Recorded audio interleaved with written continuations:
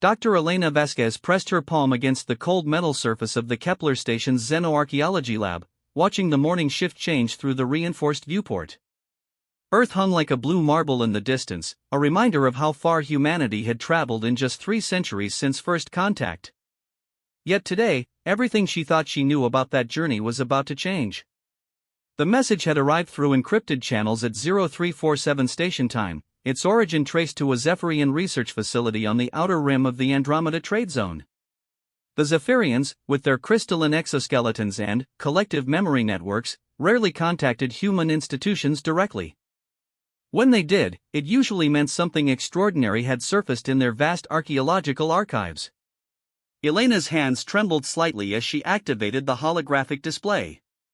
The Zephyrian ambassador's image materialized before her, its faceted features catching the light like a living prism. Ambassador Keith 9 had overseen first contact protocols for nearly 2 decades, but Elena had never seen the ancient being display anything resembling excitement until now. Dr. Vasquez, the translation matrix rendered Keith 9's harmonic communications into crisp English. Our deepest archives have yielded something unprecedented.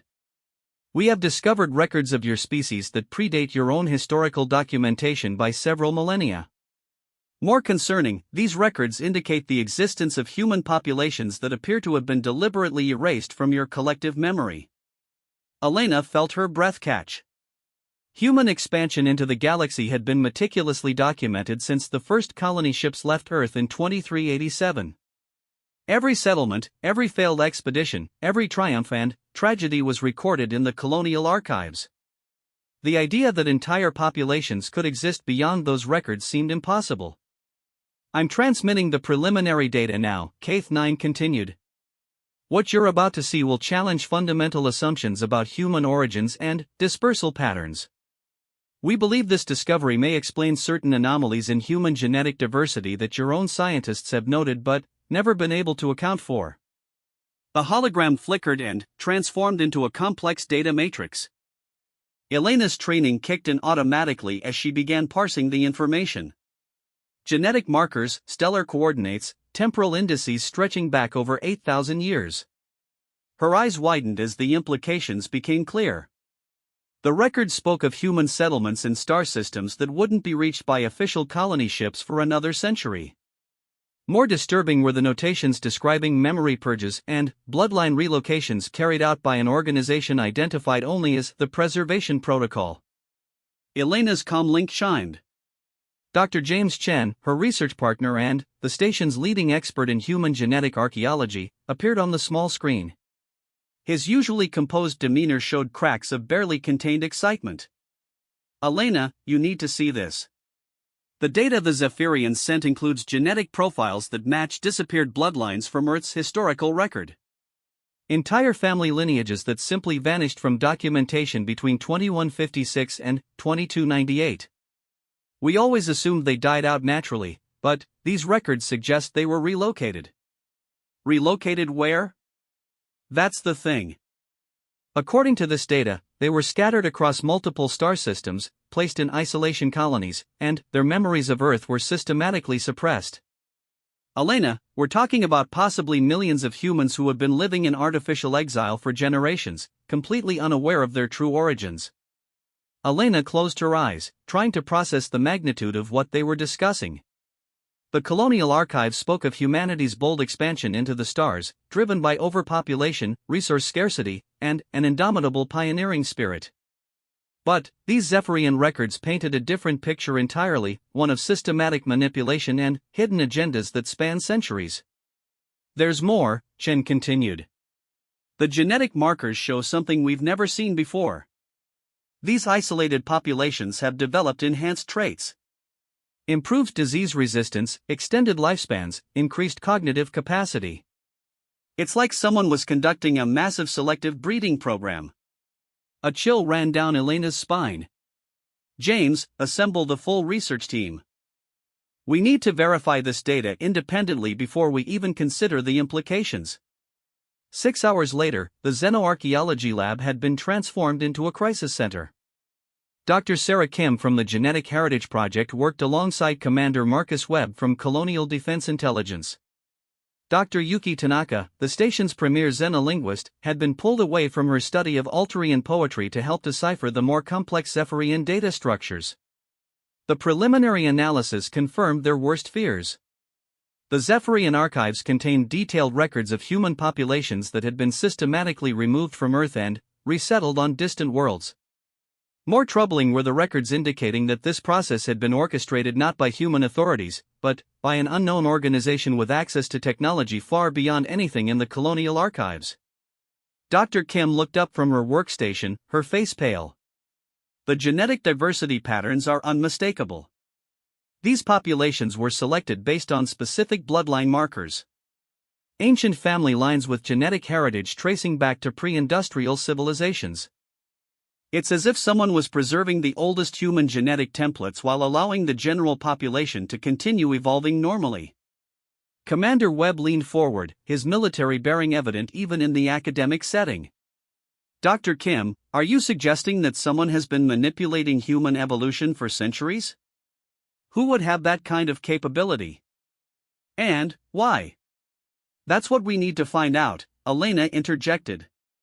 But, first, we need to locate these hidden populations. If they're still out there, they deserve to know the truth about their heritage. Dr. Tanaka's voice cut through the discussion. I've found something in the linguistic analysis. The records mention a central coordination facility. The Zephyrians call it the Garden of Forgotten Roots.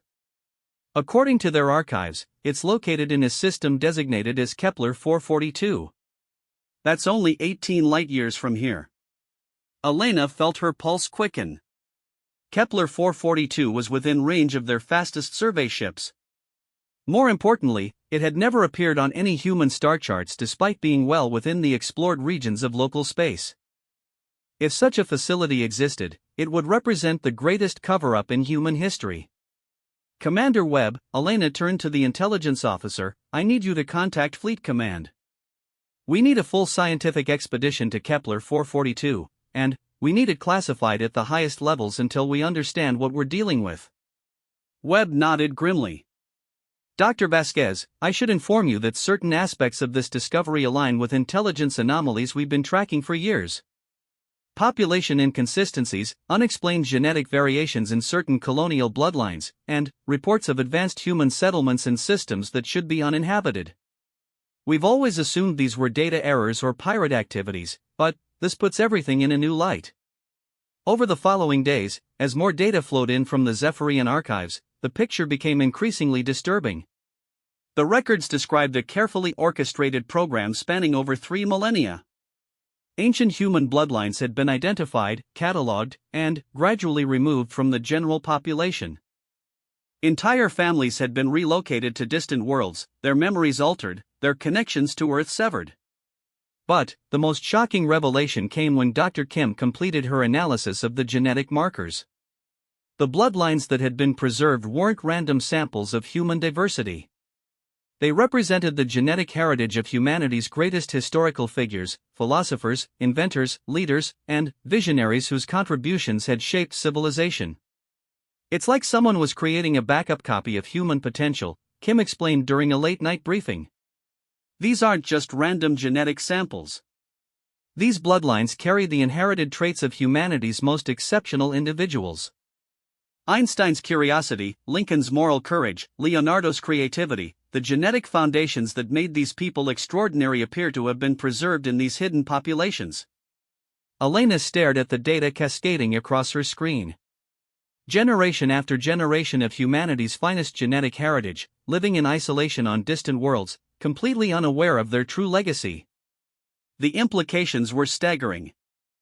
If these populations had been developing in isolation for centuries, free from the genetic mixing of general population, their capabilities might have been enhanced far beyond normal human parameters. We need to consider another possibility, Commander Webb said quietly. What if this wasn't done by humans at all? What if another species identified our potential early in our development and decided to preserve it for their own purposes? The room fell silent as the implications of that possibility sank in. The idea that humanity's expansion into the stars might have been guided by non-human intelligence challenged every assumption about their independence and self-determination. Dr. Tanaka broke the silence. There's something else in the linguistic patterns. The Zephyrian records refer to these preserved bloodlines as the sleepers.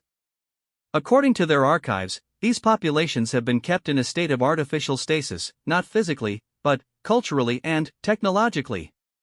They've been maintained at specific developmental levels, prevented from advancing beyond predetermined parameters.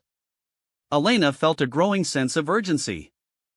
If these hidden populations existed, they represented not just lost branches of the human family tree, but potentially the key to understanding humanity's true place in the galactic community. More importantly, if they were being kept in artificial stasis, they might be in danger. How many are we talking about? Elena asked. Dr. Kim consulted her data. Based on the genetic diversity patterns and the settlement records, I estimate between 50 and 100 million individuals spread across 12 to 15 star systems. Elena, we're talking about hidden human populations that collectively represent a significant percentage of the species' total galactic presence. The magnitude of the discovery was overwhelming. Hidden among the stars were human populations that had been developing in isolation for generations, carrying the genetic legacy of history's greatest minds, maintained in artificial stasis by unknown forces for unknown purposes. And, according to the Zephyrian records, something was about to change. Ambassador Keith 9 had mentioned that the archives contained recent entries suggesting that the sleepers were beginning to awaken. Whatever had kept these populations isolated for centuries was failing, and they were starting to remember who they really were. Elena looked around the room at her colleagues, seeing her own determination reflected in their faces. They had stumbled upon the greatest secret in human history, and now they had a responsibility to uncover the truth and reunite the lost branches of the human family. But, first, they needed to understand who had orchestrated this vast deception and why. The answers lay waiting in the Kepler 442 system, in a facility called the Garden of Forgotten Roots. And Elena Vasquez was determined to find them, no matter what the cost.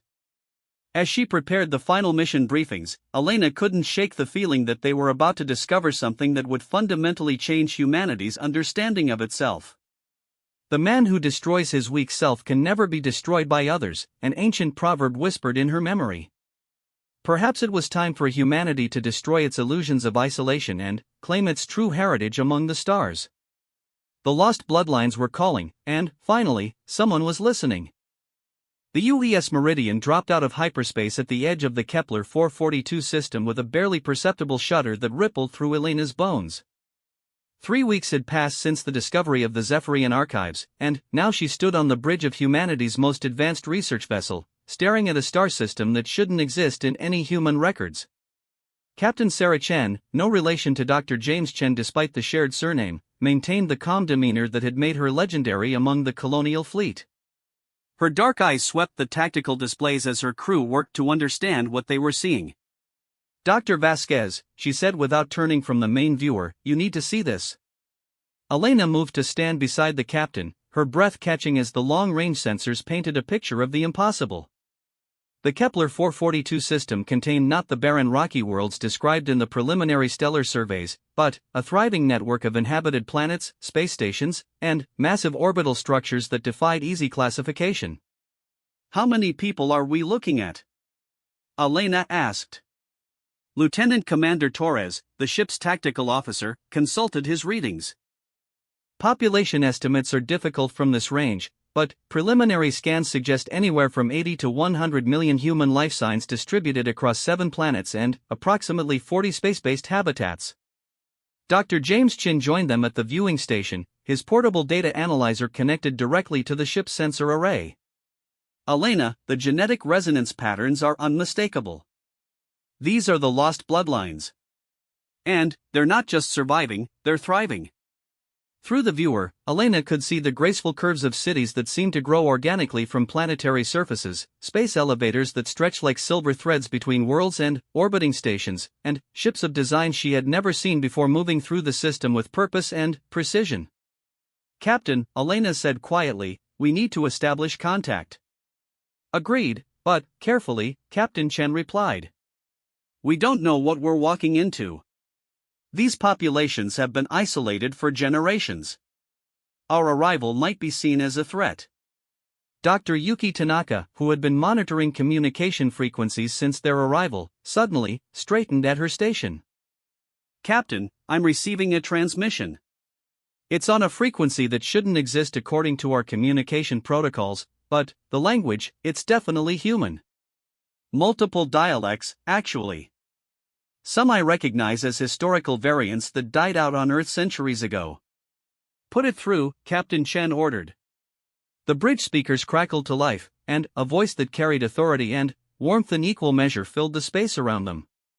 Vessel Meridian of the Colonial Fleet, this is Administrator Marcus Aurelius of the Garden Coordination Council. We have been expecting your arrival. Dr. Elena Vasquez, Dr. James Chen, Dr. Sarah Kim, Dr. Yuki Tanaka, and the members of your research team are invited to join us on Haven Station. We have much to discuss about the heritage you seek to understand. Elena felt a chill run down her spine. The voice had not only known they were coming, but had addressed each member of her team by name. More disturbing was the name the speaker had given, Marcus Aurelius, the same as the Roman emperor and philosopher who had died nearly 2 millennia ago. This is Captain Sarah Chen of the UES Meridian. We accept your invitation, Administrator, but I must ask how you knew we were coming? A gentle laugh came through the speakers. Captain Chen, we have been watching the reawakening of the archives for some time now. The Zephyrians are not the only species to maintain historical records. We have been preparing for this reunion for generations. Please, follow the navigation beacon we are transmitting. Welcome home. The transmission ended, leaving the bridge in stunned silence. Elena looked at her colleagues, seeing her own mixture of excitement and apprehension reflected in their faces. They had expected to find isolated populations struggling to maintain their existence. Instead, they had discovered a thriving civilization that seemed to have been expecting them. Haven Station materialized before them as they followed the navigation beacon deeper into the system. The structure defied easy description, part space station, part city, part something that human architecture had never attempted before. Graceful spires twisted through space, connected by transparent tubes through which Elena could see gardens and parks that should have been impossible in zero gravity. As the Meridian docked with the station, Elena couldn't shake the feeling that they were not the discoverers in this situation, but rather the discovered. The lost bloodlines had been found, but perhaps they had never been truly lost at all. The airlock opened to reveal a reception committee that took Elena's breath away. The individuals waiting to greet them were unmistakably human, but there was something more to them, a presence, an alertness, a vitality that seemed to radiate from within. Their leader, a man who appeared to be in his 40s with silver-streaked hair and eyes that held depths of wisdom that seemed impossible for his apparent age, stepped forward. Dr. Vasquez, he said with a slight bow, I am Marcus, Administrator of the Garden. Welcome to the preservation of humanity's highest potential. Elena found her voice. Marcus, forgive my directness, but who are you? Who are all of you? And how long have you been waiting for us?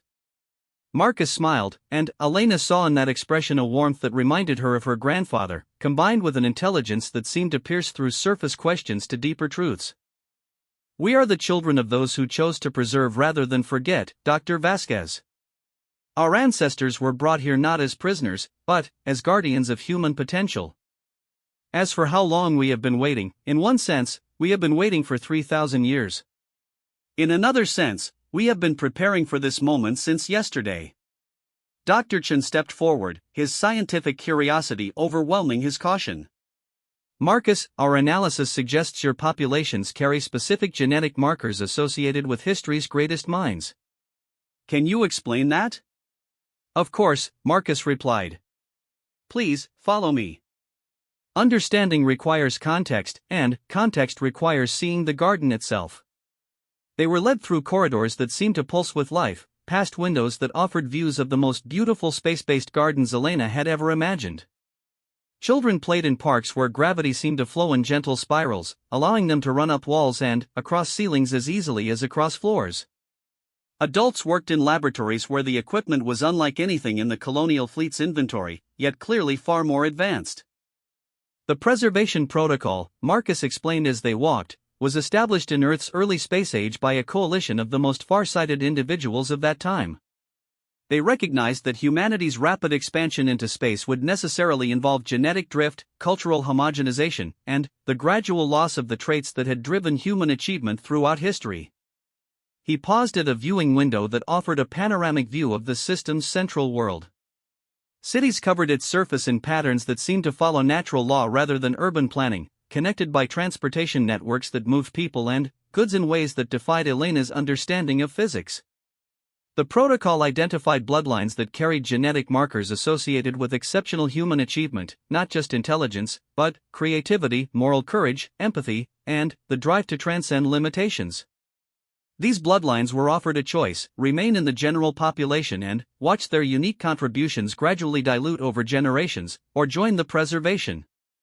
Dr. Kim interrupted, her voice tight with controlled emotion. You're talking about selective breeding. Genetic manipulation on a massive scale. Marcus turned to face her directly, his expression serious but not defensive. Dr. Kim, I understand your concern. But, consider this, we are not the products of genetic manipulation. We are the products of genetic preservation. No artificial modifications were made to our ancestors. Instead, they were given the opportunity to develop their natural potential without the constraints of a society that was rapidly losing touch with its highest aspirations. Elena felt pieces of a vast puzzle beginning to align in her mind.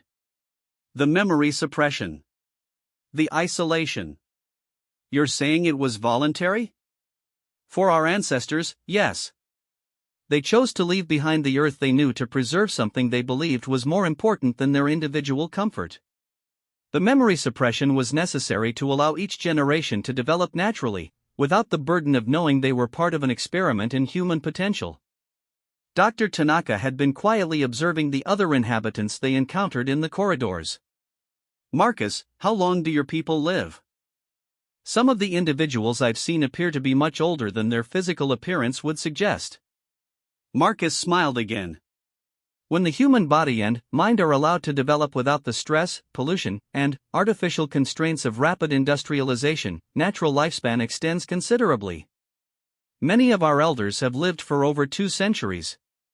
But, more importantly, the quality of that extended life allows for achievements that would be impossible in a normal human lifespan. They entered a vast chamber that Elena realized was the heart of the garden.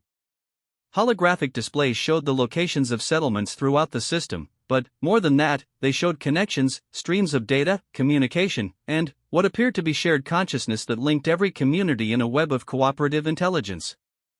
This is what we have preserved, Marcus said. Not just bloodlines, but the capacity for humans to work together without losing their individual identity.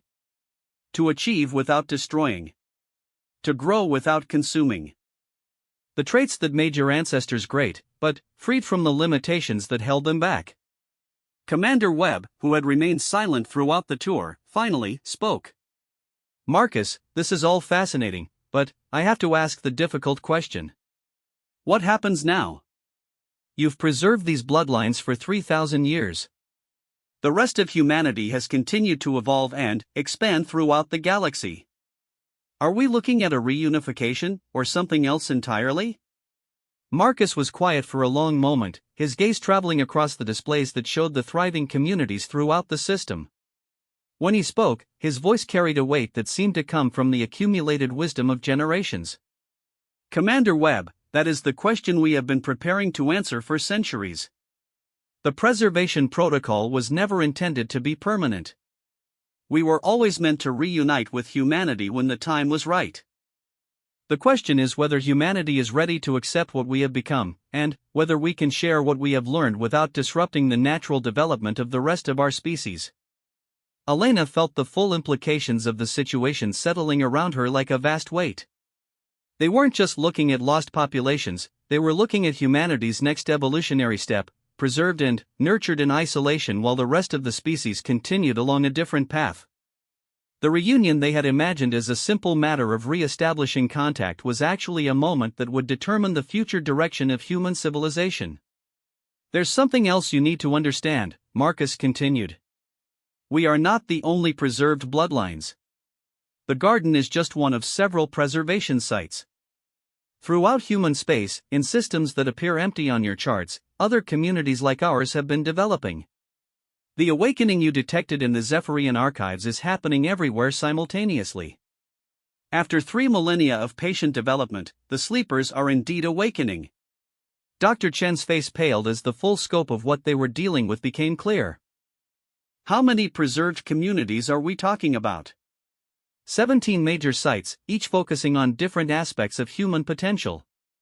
The garden preserves intellectual and creative achievement. Others have focused on physical excellence, spiritual development, technological innovation, or social harmony. Together, we represent the complete spectrum of human capability, refined and enhanced over thousands of years of focused development. Elena felt as though she were standing at the edge of a cliff, looking down into an abyss of possibility that was simultaneously thrilling and terrifying. The discovery they had made wasn't just about lost bloodlines, it was about the fundamental future of human civilization.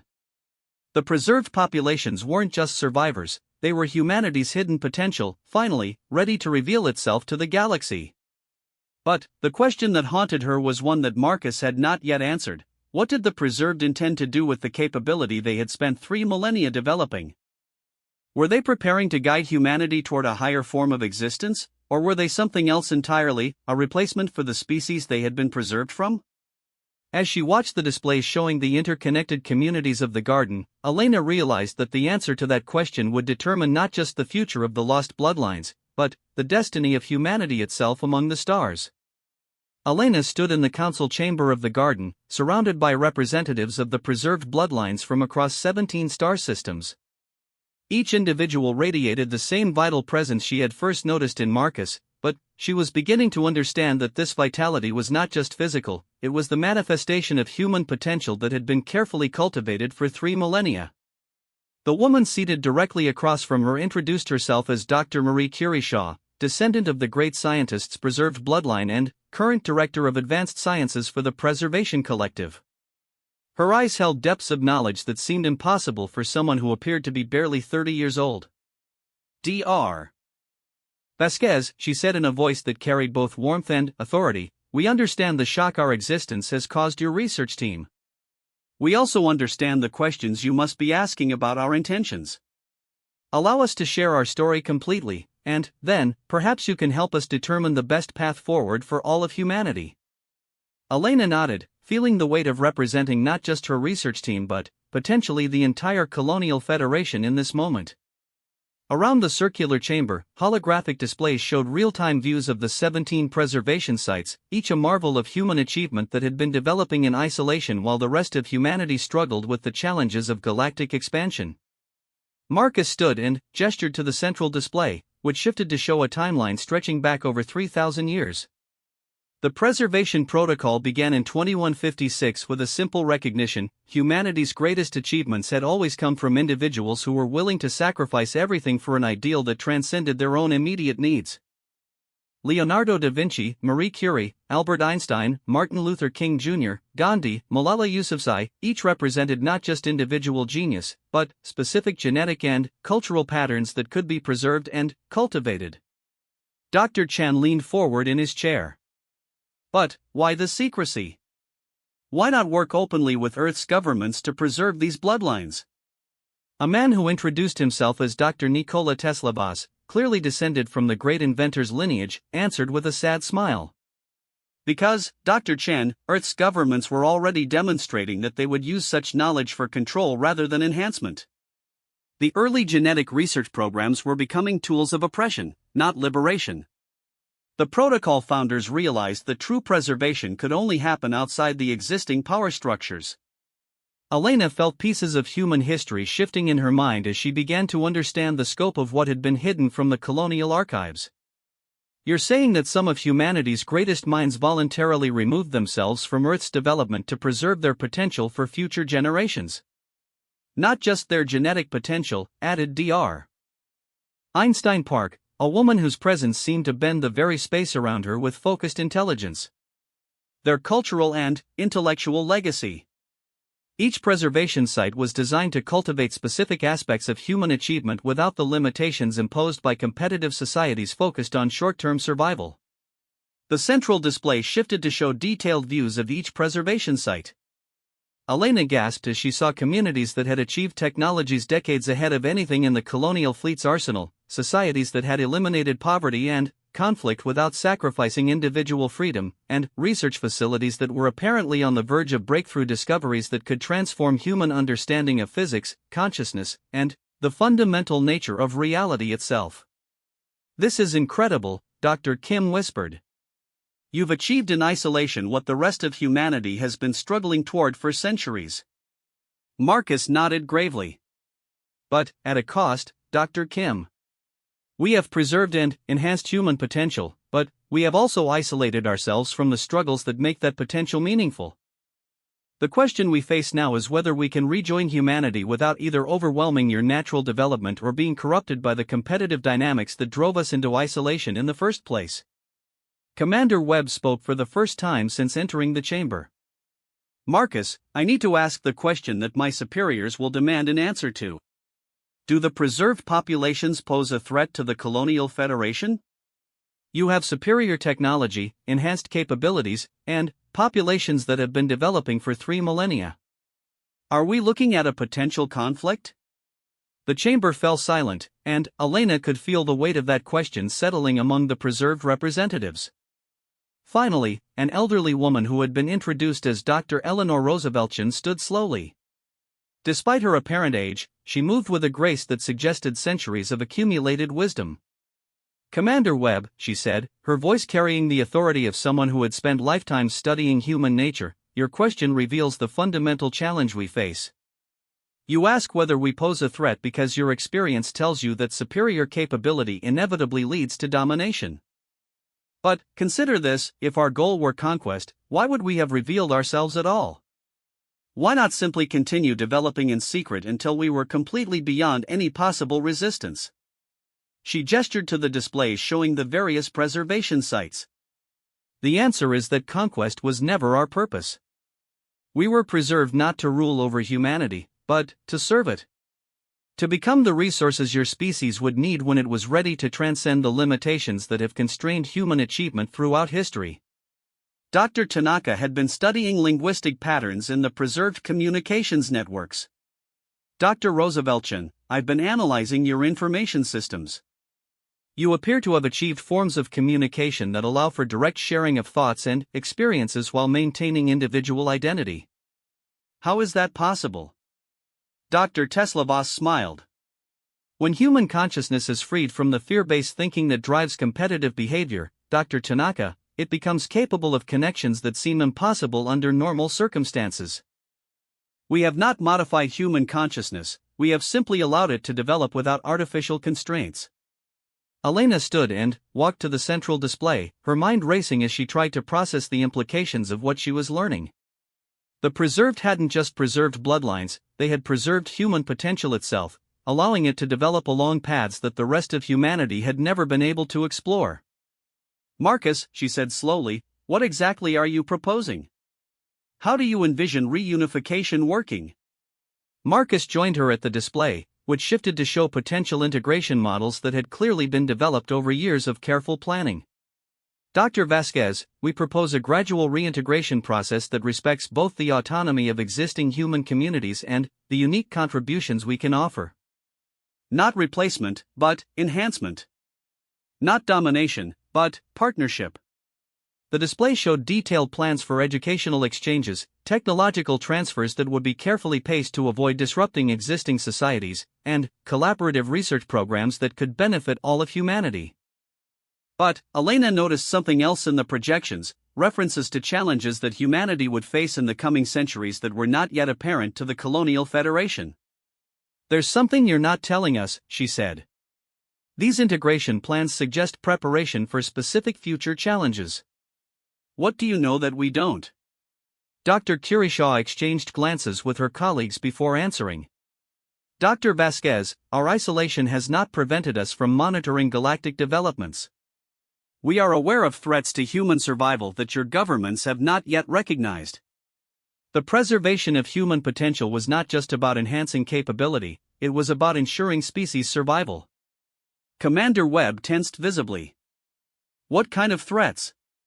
The chamber's main display shifted to show star charts that Elena recognized as the outer reaches of human space, but overlaid with data that was completely unfamiliar.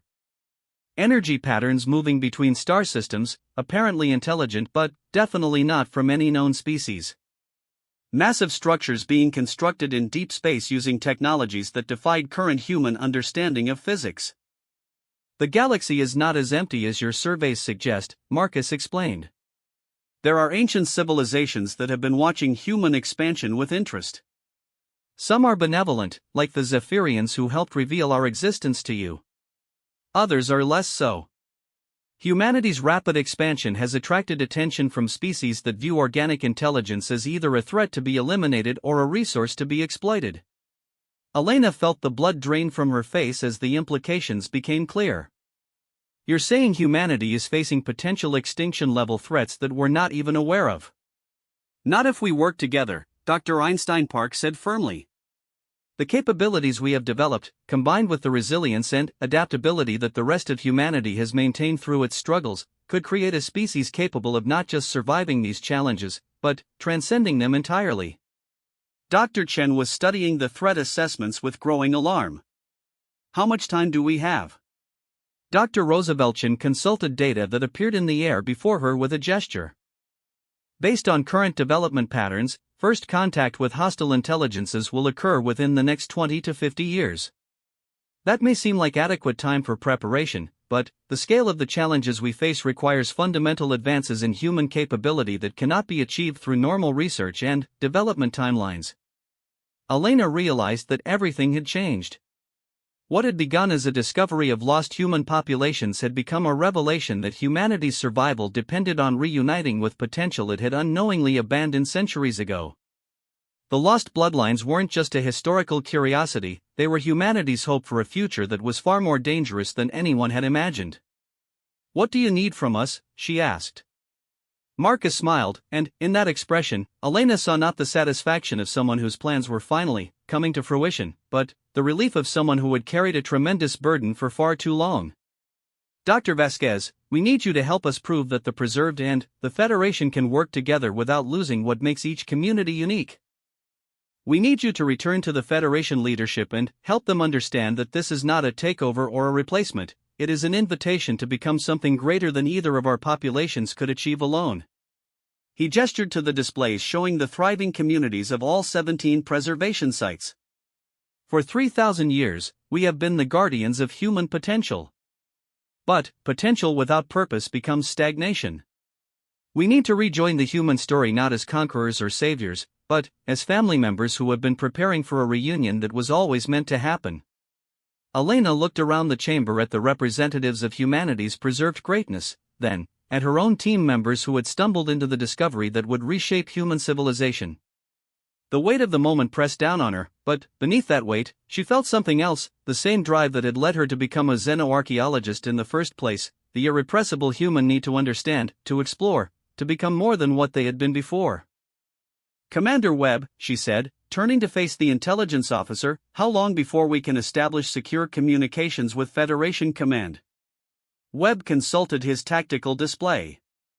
6 hours for burst transmission, 18 hours for real-time communication. Elena nodded. "Then, we have 18 hours to figure out how to explain to humanity that everything we thought we knew about ourselves was just the prologue to the story we're really meant to tell." Dr. Curie Shaw stood and approached Elena. "Dr. Vasquez, there is something else you should know. The reawakening happening across all preservation sites is not coincidental. Our ancestors programmed specific triggers that would initiate reunification when humanity was ready. Your discovery of the Zephyrian archives was not luck, it was the culmination of a plan that has been 3,000 years in the making." Elena felt the full scope of human foresight and determination settling around her like a mantle of responsibility. The greatest minds in human history had not just preserved their bloodlines, they had preserved hope itself, carefully cultivated and maintained across centuries of patient waiting. "The man who destroys his weak self can never be destroyed by others," she whispered, remembering the ancient proverb that had echoed in her thoughts when this journey began. Marcus heard her and smiled. "Dr. Vasquez, humanity has spent 3,000 years destroying its weak self, its limitations, its fears, its assumption that survival required abandoning its highest aspirations. What you see here in the garden, what exists across all 17 preservation sites, is humanity's strong self, finally, ready to rejoin the whole." As Elena prepared to transmit humanity's most important message in 3 centuries, she realized that the lost bloodlines had never been lost at all. They had been waiting, preparing, becoming everything that humanity needed them to become for the challenges that lay ahead. The reunion was not an ending but a beginning, the start of a chapter in human development that would determine whether the species would merely survive among the stars or truly claim its place as one of the galaxy's great civilizations. The day our lost bloodlines appeared in a non-human archive had become the day humanity finally met its own highest potential, and the conversation about what to do with that potential was just beginning.